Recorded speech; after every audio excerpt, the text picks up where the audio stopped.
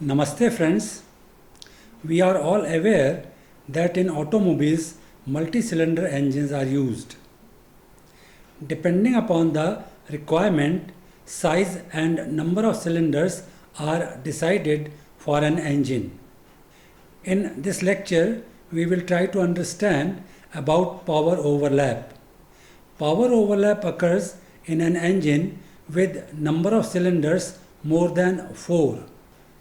Also, I will be talking to you about some other topics related with multi-cylinder engines. Power overlap.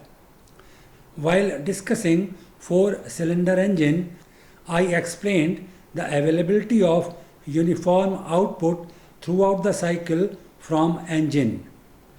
Referring to table, it may be observed that it has first column on extreme left representing cylinders as per firing order 1, 3, 4, 2. Next 4 columns represent 180 degree of crankshaft rotation. Combining, they represent one cycle of 720 degree of crankshaft rotation. Each column represents a process occurring in cycle.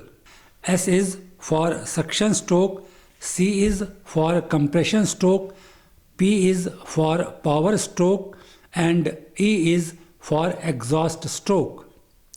As firing first occurs in cylinder 1, so column in front of it has P representing power stroke.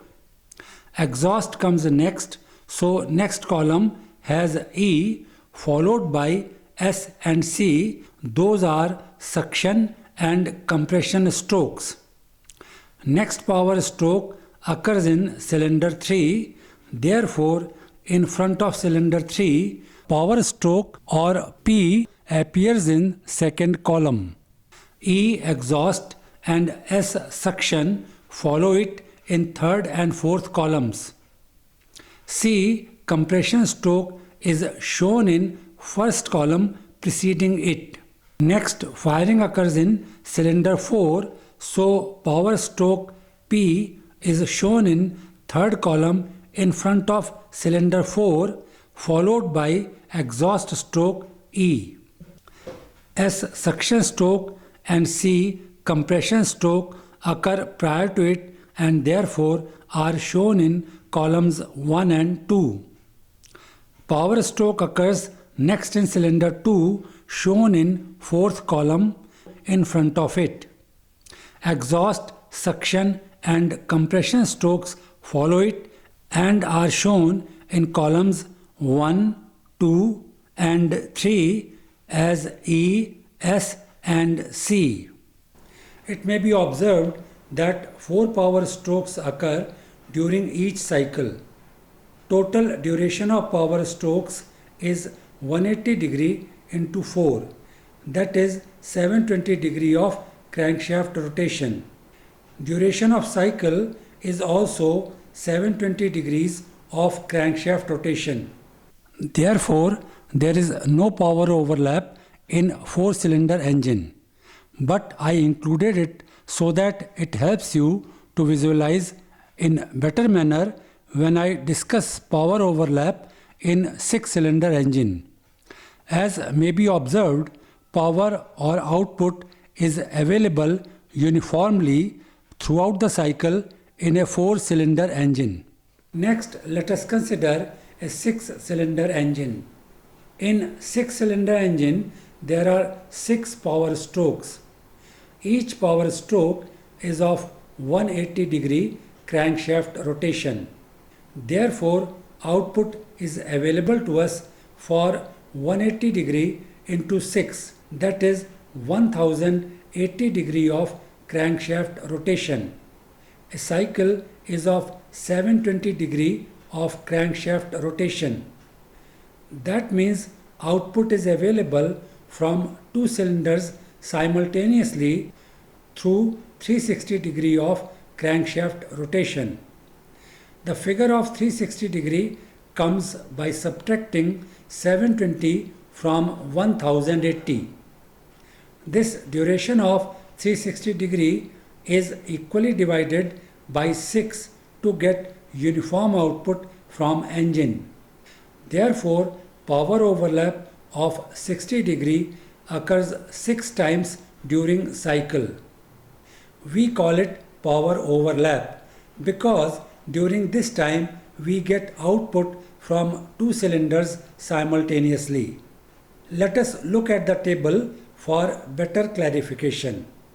This is table for a 6-cylinder engine. Firing order adopted is 1, 4, 2, 6, 3, 5. Extreme left column in table represents cylinders in their firing order. Next, each column represents 60 degree of crankshaft rotation, and these are columns 2 to 13. Suction stroke S, compression stroke C, power stroke P, and exhaust stroke E have duration of 180 degree of crankshaft rotation. Therefore, each process is occupying 3 columns in table. Power stroke occurs in cylinder 1 first, so columns 2 to 4 have P or PO, power overlap. Next, there is exhaust, so next 3 columns have E. Similarly, S and C, representing suction and compression processes, occupy next 3 and last 3 columns. Next, we have firing in cylinder 4. As we already know, strokes occur at an interval of 120 degree crankshaft rotation for uniformity. Therefore, power stroke starts after crankshaft has rotated through 120 degree.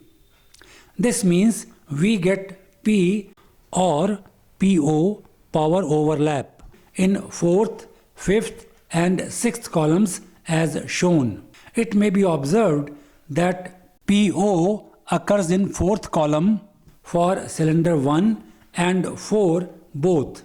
Therefore, it is power overlap represented by PO. Next 3 columns represent exhaust E. Similarly, we have suction S and compression C in next columns. Next, firing occurs in cylinder 2 and same procedure is repeated. Power stroke begins in 6th column here as shown. Power overlap PO occurs in 6th column as output from cylinders 4 and 2 is available simultaneously. We can complete table by repeating same procedure for remaining cylinders 6, 3 and 5. Power overlap PO occurs in 2nd, 4th, 6th, 8th, 10th and 12th column as shown. Therefore, power overlap of 360 degree crankshaft rotation occurs at uniform intervals and each has a uniform duration of 60 degree. This explains occurrence of power overlap. As already explained, power overlap occurs when power is available from 2 cylinders simultaneously. In an 8-cylinder engine, we have 8 power strokes and each power stroke is of 180 degree of crankshaft rotation. Therefore, we get total output for a duration of 1440 degree of crankshaft rotation.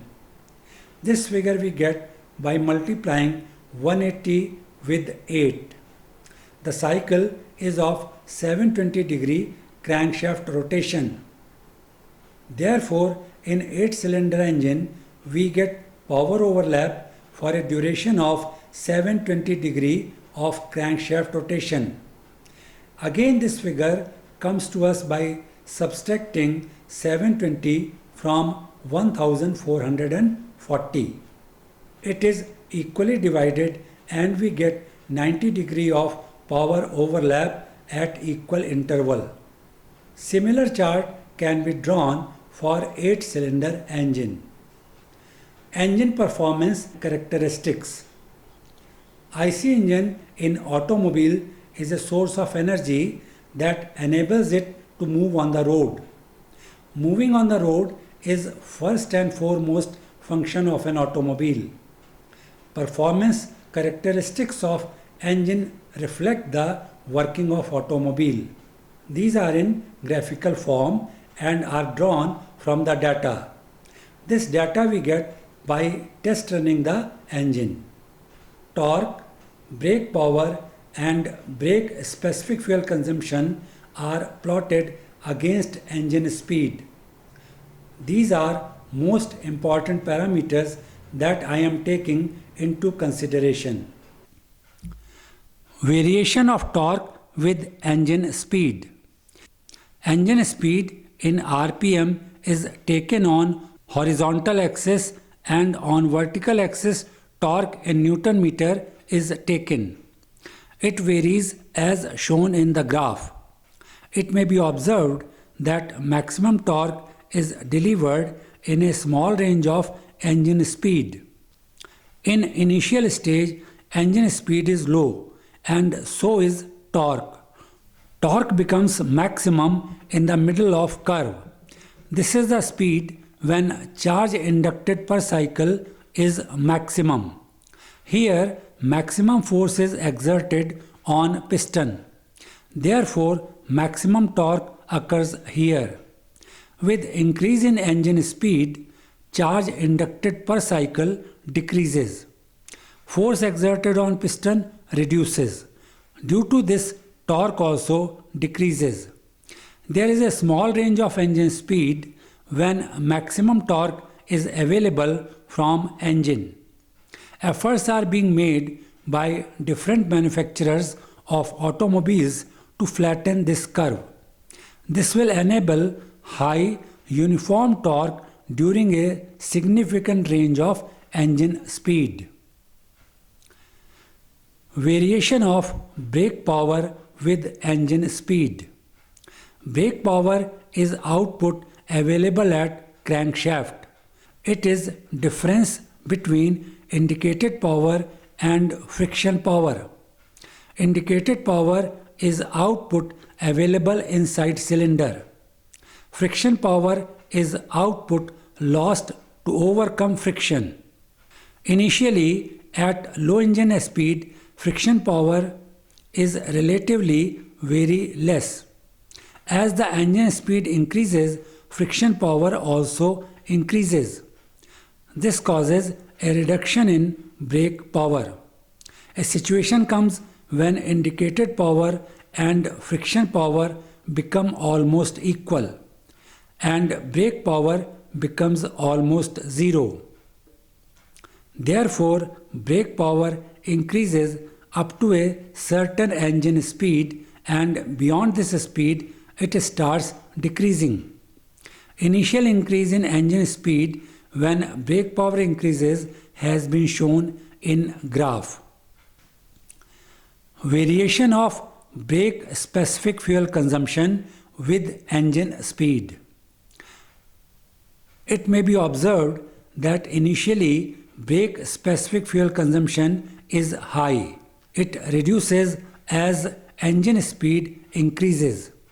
It remains almost same as speed further increases. In a large range of engine speed, it is almost constant. This is considered economic range to run the vehicle. If you see carefully speedometer of a vehicle, you find this range is shown in green. At a later stage, we find that it increases again as curve goes up. It is due to drop in brake power. It may be mentioned here that this graphical representation is for spark ignition engine and variation in engine speed is considered at full throttle. Curves for compression ignition engine are also similar in nature.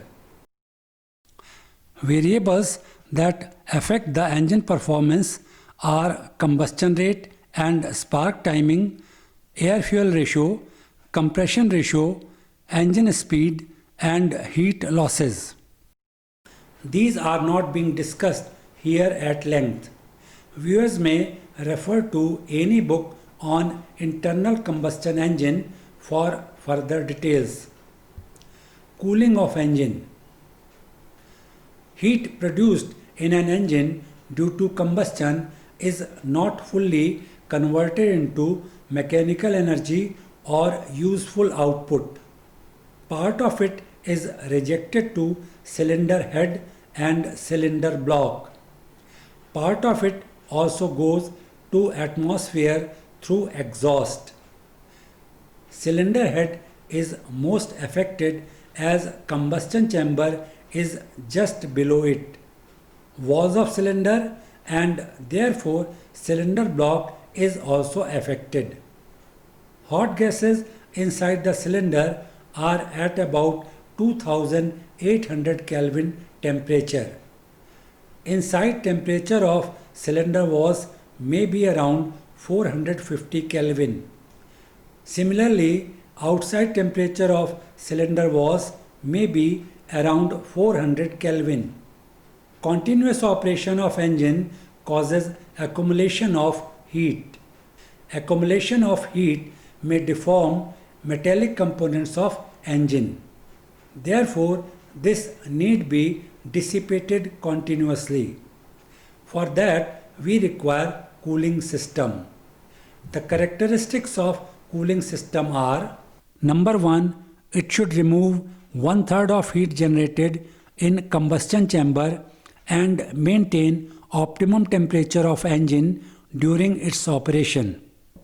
Number 2, the rate of heat removal should be low when engine starts. It should remove heat quickly later when engine speed increases. Air cooling systems are suitable for small engines used in two-wheelers. Generally, in automobiles, cooling system with liquid is preferred because large amount of heat is to be dissipated. Water is used as coolant in automobiles. Heat is transferred to water through jackets surrounding the cylinder block. This water is taken to radiator where it comes in indirect contact with air. Heat from water is transferred to air. Radiator is normally placed in front of engine. Grill that you see in front of car is used to dissipate heat from radiator. Water is circulated using number 1 thermosiphon system and number 2 pump system. Thermosiphon system. Water is circulated due to pressure difference. This pressure difference occurs due to difference in the density of water. The difference in density is because of temperature difference of water. Water in cylinder block is at high temperature, whereas water in radiator is at low temperature. Therefore, density of water in these two is different. This difference in density creates the pressure difference, which is used in thermosiphon system. Referring to diagram, cylinder block containing hot water is placed at low level on right side relative to radiator on left side for proper flow of water. Cylinder block represents engine. Because we are talking about cooling and cylinder block requires maximum cooling, therefore engine is being represented as cylinder block. Both cylinder block and radiator have been represented by rectangular blocks. Pressure difference due to difference in density of water, as mentioned earlier, facilitates upward flow of hot water from cylinder block to radiator. After cooling, water flows down and is delivered back to cylinder block. These systems require large radiator. It also requires more water. A particular temperature difference is essential to operate the system. Main consideration is size of radiator and amount of water required. To overcome these shortcomings, pump system is used. Pump system. Here, pump is used. It sends hot water from cylinder block to radiator. To operate pump, input is required. This is provided by engine. Generally, centrifugal pump is used. Pump provides circulation of water from the bottom of radiator to the bottom of cylinder block. Referring to diagram, it is pump system for cooling. It is a block diagram. Block on lower right side represents centrifugal pump. It delivers water to the bottom of cylinder block as shown. Initially, as engine starts, it is at lower temperature and requires less cooling. To keep its temperature at desired level, water is not delivered to radiator but continues to flow in cylinder block through centrifugal pump. This is made possible through a thermostatically controlled bypass valve. It is shown adjacent to cylinder block on right side. When cylinder block attains temperature beyond desired limit, bypass valve stops functioning and hot water from cylinder block is delivered to radiator. Shutters are provided in the radiator to control airflow through it. These shutters are automatically operated through thermostatic device. Water alone is not used as coolant. To make cooling more effective, some modifications have been done. These are high performing coolants. These contain 50% water and ethylene glycol or propylene glycol. These do not allow freezing in extreme cold conditions or evaporation in extreme hot conditions. Both are similar except that propylene glycol is more viscous and less toxic. In addition to this, carboxylates and phosphates are used as anti-corrosion agents to prevent corrosion. Climatic conditions determine the choice of coolant. In India, anti-freezing agents are relevant only in high altitude areas where extreme cold conditions exist. On the other side, in European countries, it is quite necessary to have anti-freezing agents because of cold climatic conditions. Similarly, choice of anti-corrosion agent may vary from region to region. Here I conclude discussion for this lecture. Thanks for watching.